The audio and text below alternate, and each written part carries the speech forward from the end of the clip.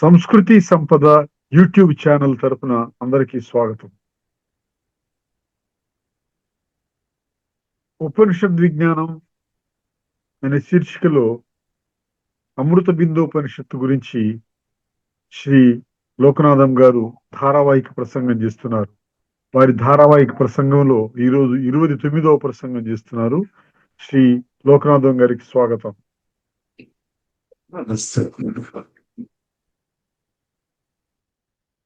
ఓం తత్సత్.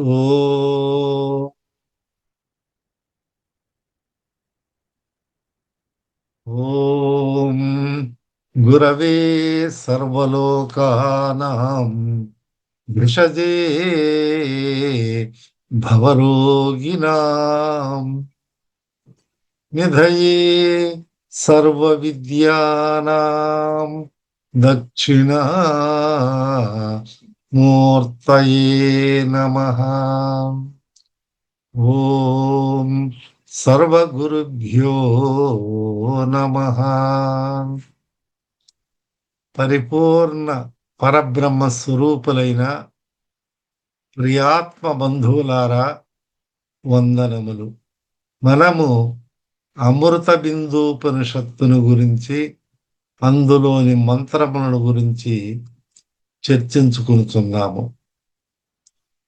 జ్ఞాననేత్రం సమాదాయ చోదరే ధ్వన్హి వత్పరం నిష్కలం నిశ్చలం శాంతం తద్బ్రహ్మాహమితి స్మృతం.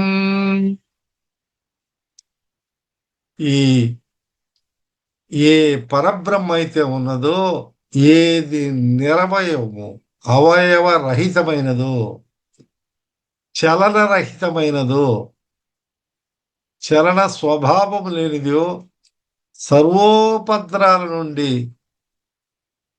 రహితమైనదో, సర్వోపద్ర రహితమైనదో ఆ పరబ్రహ్మే నేను, అహం బ్రహ్మ అస్మి. ఆ బ్రహ్మనే నేను, ఆ పరబ్రహ్మమే నేను అని నిరంతర ధ్యానము చేయవాలి. అట్లా చేయుట వలన సాధకుడు వన్హి వంటి, అగ్ని వంటి శ్రేష్టమగు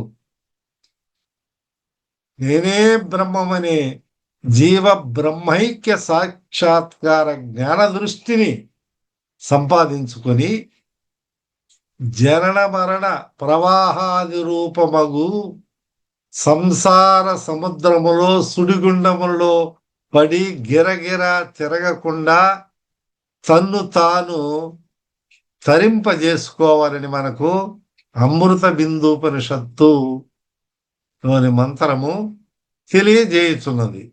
అంటే ఇక్కడ నిశ్చలం అంటే చలనరహితమైనటువంటిది.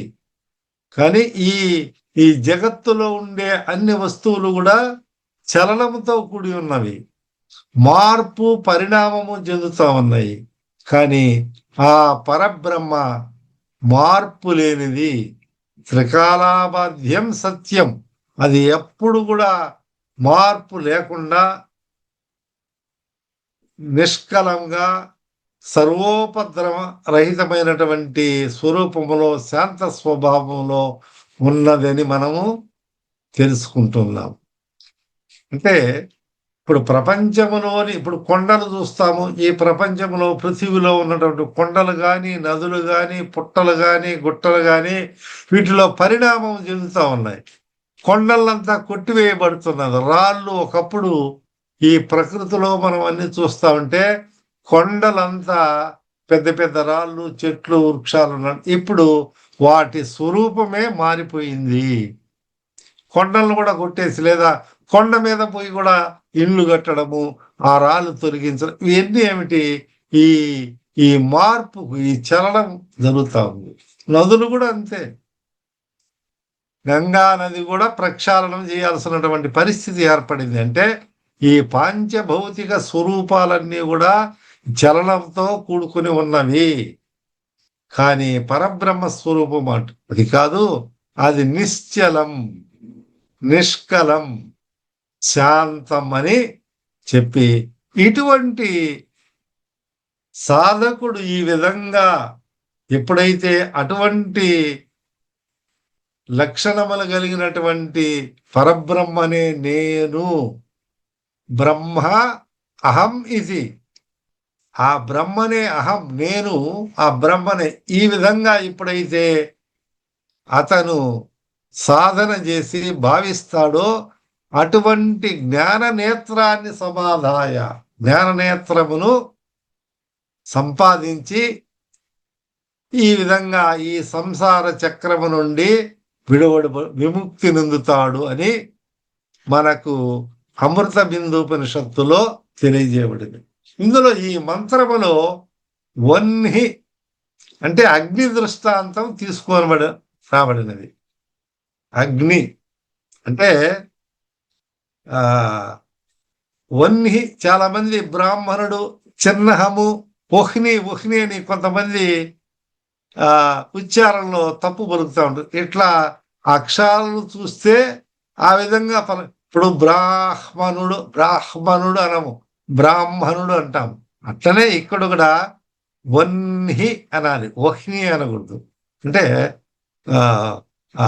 మంత్రం ఉచ్చారణ సక్రంగా చేయాలి. ఇది మంత్రం కదా, మంత్రతుల్యంగా మంత్రములు కాబట్టి ఉపనిషత్తులో ఉన్నటువంటి ఆ మంత్రాన్ని ఆ విధంగా ఉచ్చరించాలి.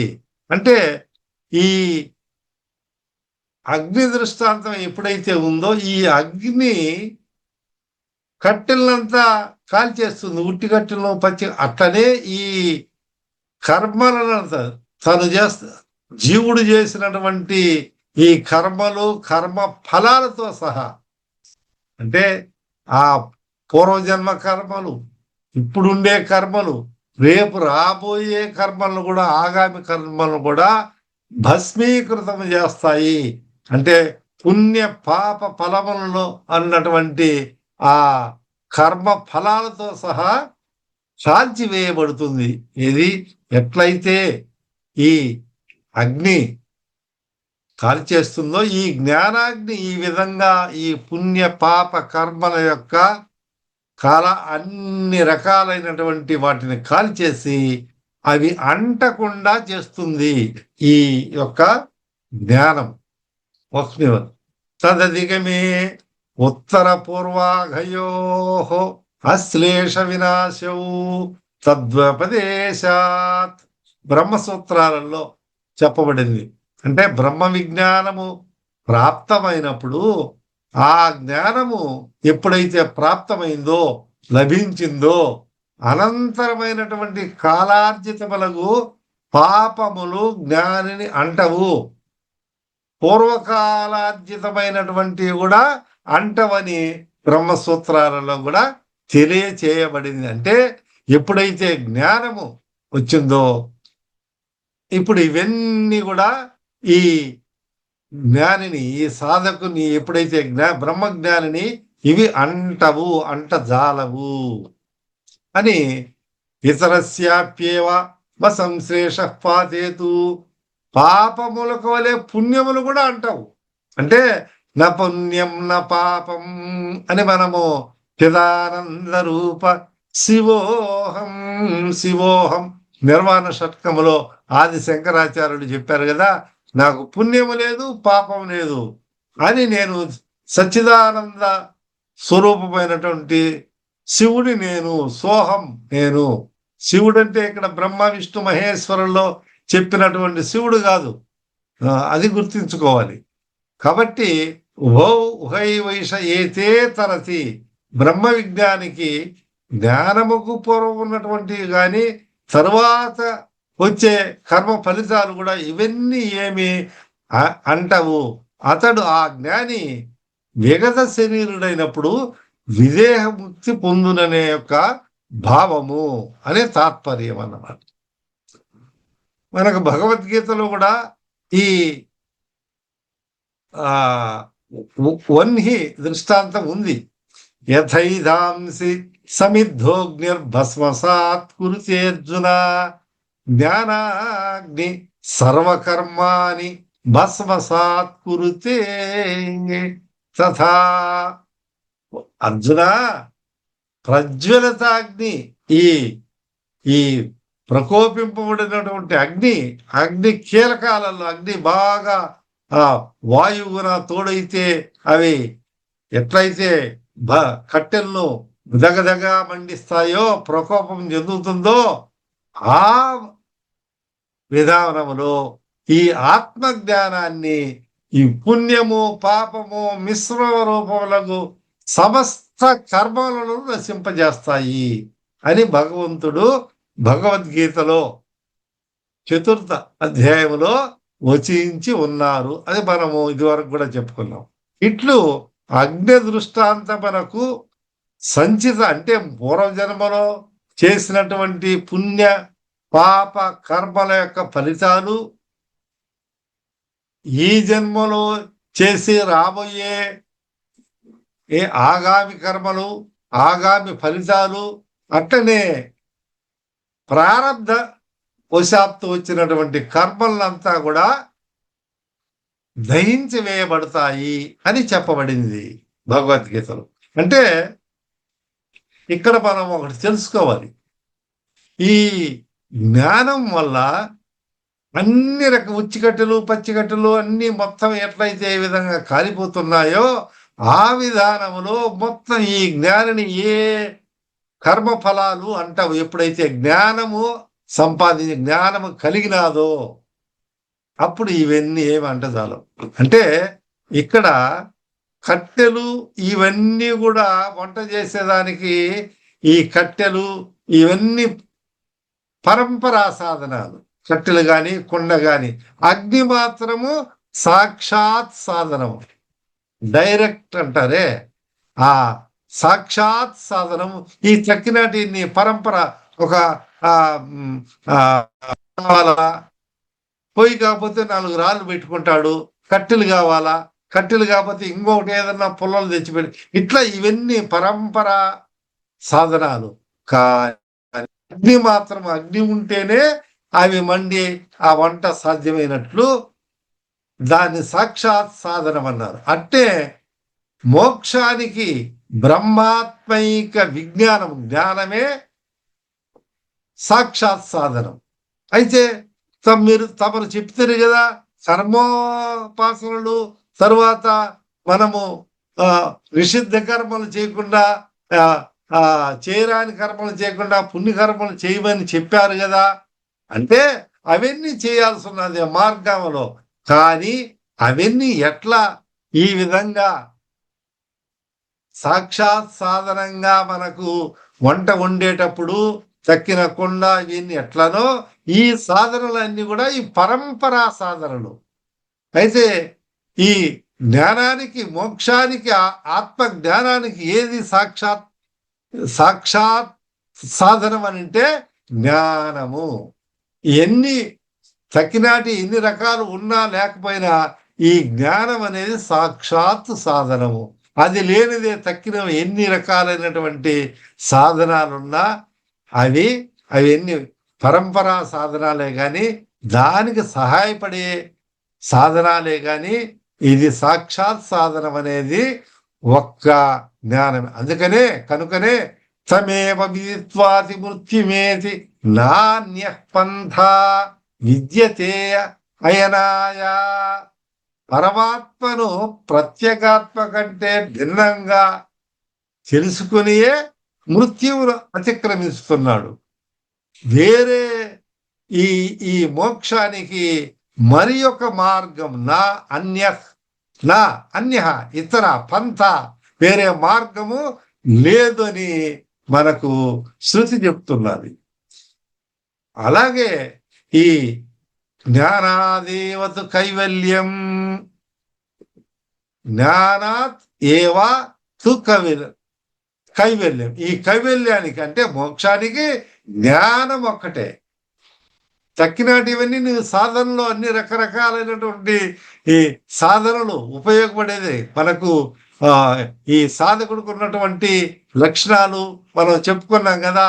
ఆ ఆ సాధన చతుష్టయ సంపత్తి ఇవన్నీ ఉండాలి. ఇవన్నీ పరంపరా సాధనలో గురు భక్తి కానీ, సేవ కానీ, ఇంకొకటి కానీ, పూజ కానీ, ధ్యానం ఇవన్నీ కూడా పరంపరా సాధనలు. కానీ జ్ఞానాదేవత కైవల్యం అంటే బ్రహ్మాత్మైక విజ్ఞానానికి, కైవల్య ముక్తికి ఈ జ్ఞానమే సాక్షాత్తు సాధనమైతుంది. అంతేకాకుండా సర్వాపేక్షాచ యజ్ఞాది శృదే అశ్వవత్ అని బ్రహ్మసూత్రాలు కూడా చెప్పండి. అంటే ఈ జ్ఞాన ఈ భారతదేశంలో, మన దేశంలో గుర్రాన్ని, అశ్వాన్ని ఉదాహరణగా రథాకర్షణలే అది ఉపయుక్తంగా ఉంటుందని తీసుకుంటారు. అంతేగాని లాంగల ఆకర్షణ కానీ, లంగర వేస్తారు కదా, అది తీసుకో. ఎందుకంటే ఇవన్నీ ఈ ఇంద్రియాలు ఇవన్నీ కూడా ఆ అశ్వాలతో లేకపోతే ఆ విధంగా పోల్చబడుతున్నాయి. కాబట్టి ఈ బ్రహ్మసూత్రాల్లో కూడా అశ్వదృష్టాంతాన్నే ఇస్తున్నారు. ఎందుకనంటే ఇది ఉపయుక్తం కాబట్టి. జ్ఞానము అనేదే మోక్షానికి సాక్షాత్తు సాధనం. తక్కినవన్నీ కూడా పరంపరా సాధనాలే అవుతాయి. ఫలస్య కారణం పుష్పం, ఫలం పుష్ప వివర్జితం, జ్ఞానస్య కారణం కర్మ, జ్ఞానం కర్మ వివర్జితం. చూస్తారా, ఫలస్య కారణం పుష్పం. పుష్పం ఉండి అది పరపరాగ సంపర్కం చెందిన తర్వాత అది ఫలం అవుతుంది. ఫలంగా మనం ఒక పండు కాయ అవుతుంది, మన తర్వాత ఫలం అవుతుంది. ఈ మనం అంటే మొట్టమొదట అది వచ్చేదానికి కారణం ఏంటి? ఒక పుష్పం ఉంటుంది. ఆ పుష్పములో ఈ పుప్పుడు రేణువులు చేరిన తర్వాత అది ఒక ఫలంగా మారిపోతుంది. అప్పుడు అది ఫలంగా మారిపోయినప్పుడు ఏమైతుంది? ఆ పుష్పం ఉంటుందా? అప్పుడు ఉండదు. ఆ పుష్పము ఆ తొడివి అంతా రాలిపోతుంది. అంతే కదా, మనకంతా తెలిసిన విషయం. అట్నే ఆ రీతిలో జ్ఞానస్య కారణం కర్మ. ఏంటి? జ్ఞానానికి కారణము ఈ కర్మలు ఇవన్నీ మనము చేయాలి. కానీ జ్ఞానం కర్మ వివర్జితం. ఈ జ్ఞానం ఎప్పుడైతే కలిగిందో నువ్వు ఈ రకరకాలైనటువంటి కర్మలను చేసినా, నిష్కామ కర్మలు చేస్తూ పోతే, అంటే ఫలాపేక్షరహితము వదిలి ఈశ్వరార్పణ బుద్ధితో చేసే నిష్కామ కర్మల వలన జ్ఞానం కలుగుతుంది. ఆ జ్ఞానం కలిగినప్పుడు జ్ఞానం కర్మ వివర్జితం. ఆ ఫలము, వృక్షములో ఫలము పండినప్పుడు ఆ ఫలములో పుష్పం ఎట్లా లేకుండా పోతుందో, కానీ పుష్పము ఫలానికి కారణమవుతుందో ఆ విధానంగానే జ్ఞానం వచ్చేదానికి నిష్కామ కర్మలు కారణము అయినప్పటికీ జ్ఞానం ఎప్పుడైతే సాధ్యమైందో అప్పుడు కర్మ వివర్జితం. కర్మల యొక్క ప్రవేశము అక్కడ ఉండదు. అందుకనే ఉదాహరణగా మనకు ఆ పుష్పాన్ని అక్కడే ఇక్కడ కర్మలు, జ్ఞానము. ఈ జ్ఞానం వచ్చిన తర్వాత ఈ కర్మలు అనేది ఏమి ఉండవు. కాబట్టి మనము ఆ విధానంగా ఈ కర్మలన్నీ కూడా ఈ జ్ఞానిని ఏ విధంగానూ అంటజాలవు, కర్మ సంబంధము. కాబట్టి ఈ మోక్షానికి ఈ జ్ఞానం ఒక్కటే సాక్షాత్ సాధనమైందని తెలియజేయబడింది. కాబట్టి జ్ఞానాన్ని మనం సంపాదించాలా. ఆ జ్ఞానాన్ని సంపాదించాలంటే నువ్వు ఈ నిష్కామ కర్మలు చేయాలా, ధ్యానం చేయాలి. ఎన్ని చేసిన తర్వాత ఆ జ్ఞానం లభిస్తుంది. ఇప్పుడు జ్ఞానం లభించినా కూడా అక్కడ ఉన్నటువంటి ఆ కర్మ ఫలాలన్నీ భస్మీకృతం అయిపోతాయి, అంటజాలవు. కొంత అవునండి, ప్రారంధం భోగతో నశ్యతి కదా. అని అంటారు కొంతమంది. అంటే దానికి గురువులు చెప్తున్నారు, ఎప్పుడైతే జ్ఞానము, రెండోది కర్త కర్మ క్రియ అక్కడ లేదు. ఎప్పుడు అంతా పరిపూర్ణమైనటువంటి దైవ సాక్షాత్కారము. ఏంటి జ్ఞానం అంటే? ఆ పరిపూర్ణమైనటువంటి దైవ సాక్షాత్కారం ఎప్పుడైతే ఉందో అప్పుడు కర్త కర్మ క్రియలే లేవు, రెండోది అనేది లేదు. అప్పుడు ఈ ఆగామి కర్మలు కానీ ప్రారంధ కర్మలు కానీ ఏ ప్రారంధం కూడా ఇతన్ని అంటదు అని చెప్తారు. అయితే చెప్పినారు కదా కొన్ని చోట్ల ఉపనిషత్తులు, అంటే అది మామూలు మిడిమిడి జ్ఞానానికి ప్రారంభ దశలో ఉండే వాళ్లకు చెప్పేదానికని చెప్పారే గాని యథార్థములో అది కాదు అని శంకరాచార్యులు వారి భాష్యంలో తెలియజేశారు, వివరించి ఉన్నారు. కాబట్టి ఆ విధానంగా నేను అనుభవించాలి అనుకుంటే వాళ్ళ సంతృప్తి కోసము అది చెప్పిన వాక్యమే కానీ పూర్తి విషయంలో మనం సమగ్రంగా తీసుకుంటే రెండో విషయము ఇంకోటి లేదు. కాబట్టి ఉన్నది పరిపూర్ణమైనటువంటి పరబ్రహ్మ స్వరూపాన్ని, దైవ స్వరూపాన్ని పొందుతున్నాడు. కాబట్టి ఆయన కర్త కాదు, కర్మ కాదు, భోక్త కాదు. నైవ భోజ్యం న భోక్త చిదానంద రూప శివోహం శివోహం అని చెప్పారే. ఆ విధానంలో ఆ ఈ ఈ యొక్క గాని ఈ యొక్క కర్మ ఫలాలు గాని జ్ఞానికి అంటవు అని ఇప్పుడు ఇంత మనం చెప్పుకున్నాం. ఏంటి జ్ఞానం అంటే? ఈ జ్ఞాన సంపాదనలో జ్ఞానము లభించిన ఏ విధంగా ఉంటుంది, ఎవరు జ్ఞాని అనే దానికి మనము ఇన్ని రకాలుగా మనము ఉపనిషత్తుల్లో చెప్పిన దాని గురించి మనం తెలుసుకుంటున్నాం.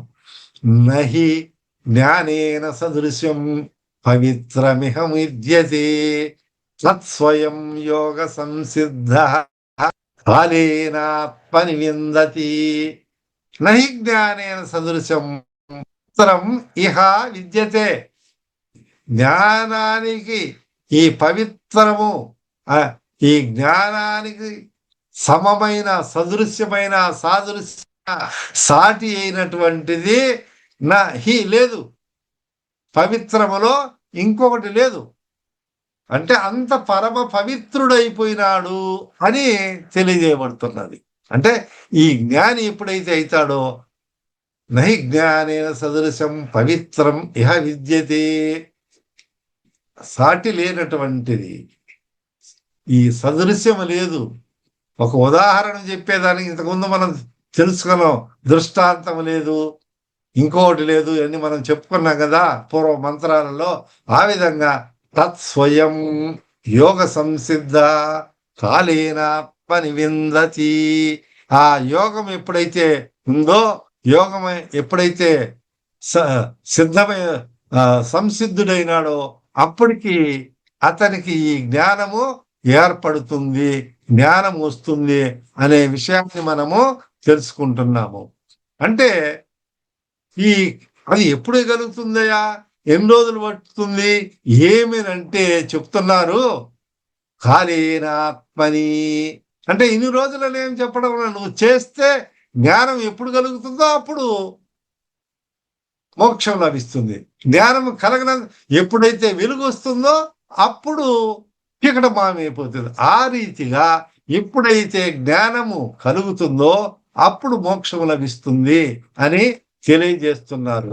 దీనివల్ల మనకు తెలిసినటువంటి విషయం ఏమిటంటే, ఈ జ్ఞానము ఎంతకాలం పడుతుంది, ఏమి చేయాలా అంటే, నువ్వు ఏ విధానంలో చేస్తున్నావో, ఎంత తీవ్రతగా చేస్తున్నావో కాలేనా అనే చెప్పారు. కాబట్టి ఇన్ని రోజుల్లోనో ఇన్ని నెలల్లోనో అనేది కాదు. కాబట్టి ఈ సాధకుడు ఏం చేయాలా, ఈ సాధకుడు నేను త్వరగా త్వరితంగా పొందాలన్నప్పుడు సర్వకాల సర్వావస్థల్లో ఈ సాధన చెయ్యాలని మనకు తెలియజేయబడినది. అందువల్ల అలా ఉన్నప్పుడే ఈ జ్ఞానం అనేది లభిస్తుంది. కాబట్టి అందుకనే సతతం అనే పదాన్ని వాడారు. మనము ఆ సతతం అంటే ఎప్పుడో ఏదో ఒక రోజు లేకపోతే ఇంకొకటి అనే విధానంలో చేస్తే ఈ జ్ఞానము సిద్ధించదు. కాబట్టి సతతం సదాస్మరణలో ఏ పని చేసినా ఆ భావంలో ఉండాలని వరకు కూడా చెప్పుకున్నాము. కాబట్టి ఈ వేదములందు లోక వ్యవహారములందును బ్రహ్మాత్మైక విజ్ఞానముతో సమానమైనది కానీ, పవిత్రమైనది కానీ, అంటే శుద్ధమైనది కానీ మరి ఒకటి లేదు. జ్ఞానానికి పోల్చదగినటువంటి విషయం లేదు. ఎందుకు? జ్ఞానమే ఆ పరబ్రహ్మ స్వరూపమైనది. కాబట్టి ఆ జ్ఞానమును నిష్కామ కర్మయోగాలచే, అంటే ఫలాపేక్ష రహితంగా లేదా ఈశ్వర బుద్ధితో నువ్వు ఏ పనులు చేసినా కూడా దైవార్పణమస్తు, కృష్ణార్పణమస్తు, రామార్పణమస్తు, శివార్పణమస్తు, మన ఎవరి మనను ఆ దైవములకు అర్పిస్తూ ఏ రూపంలో భజించినా నేను ఆ రూపంలో ఉంటానని భగవద్గీతలో కూడా మనకు కృష్ణ పరమాత్మ తెలియజేశారు కదా. కాబట్టి వారి వారి ఇష్ట దైవానికి అర్పితం చేస్తే ఈ నిష్కామ కర్మలు, అప్పుడు ఆ ఫలప్రదాత చిత్తశుద్ధి కలుగుతుంది. ఆ నిష్కామ కర్మల వల్ల ఏమిటి? కర్మాని చిత్తశుద్ధ్యర్థం. ఎప్పుడైతే చిత్తం శుద్ధమైందో, మనం చెప్పుకున్నాం కదా ఇదివరకు, శుద్ధ మనసు, అశుద్ధ మనసు. అశుద్ధ మనసుతో ఈ బ్రహ్మ జ్ఞానాన్ని లేకపోతే పరమాత్మను మనం చింతించేదానికి వీలు లేదు. కాబట్టి ఈ చిత్తశుద్ధి కొరకు నిష్కామ కర్మలు చేసి చిత్తశుద్ధిని సాధించిన తర్వాత ఎప్పుడైతే శుద్ధమవుతుందో అప్పుడు ఆ సంస్కరించబడతాడు. అటువంటి సంస్కరించబడినటువంటి మనసుతో, శుద్ధ మనసుతో ఇతను యోగ్యతను సంపాదిస్తాడు. ఇట్లా యోగ్యతను ఎప్పుడైతే సంపాదించి ఆ శ్రవణ మనన నిధిధ్యాసనం చేస్తూ ధ్యానాన్ని చేస్తాడో ఆ నిర్వికల్ప సమాధిలో చెప్పుకున్నాం కదా, త్రిపుటి ధ్యానం, ధ్యేయం, ధ్యాత, ఈ మూడు కూడా ఒకటైపోతుంది. అంటే నేను చేస్తున్న భావన స్ఫురణే రాదు. ఎవరిని ఆ లైవ్ అయిపోతారు అందులో తదేక దీక్షలో ఉండిపోయినప్పుడు అప్పుడు ఆ స్వాంతఃకరణ చాలా కాలానికి స్వాంతఃకరణం తన అంతఃకరణంలో స్వయంగా జ్ఞానం లభిస్తుంది. దాని వలన ఇతను ఈ బంధము నుంచి, అంటే బ్రహ్మాత్మైక విజ్ఞానాన్ని సాధించవచ్చునని మనకు అమృత బిందోపనిషత్తు బోధించుతున్నది. కాబట్టి ఆ విధంగా చేసి ఈ సంసార బంధం నుండి విముక్తులు కావాలని, పరమ సంతోషాన్ని పొందాలని, ఆ శృతిమాత అనుగ్రహించాలని. ఓం తత్సత్. ఓం శాంతి శాంతి శాంతి.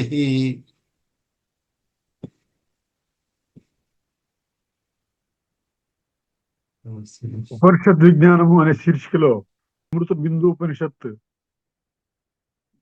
గురించి ధారావాహిక ప్రసంగం చేసిన శ్రీ లోకనాథం గారికి ధన్యవాదాలు. ధన్యవాదాలు సార్.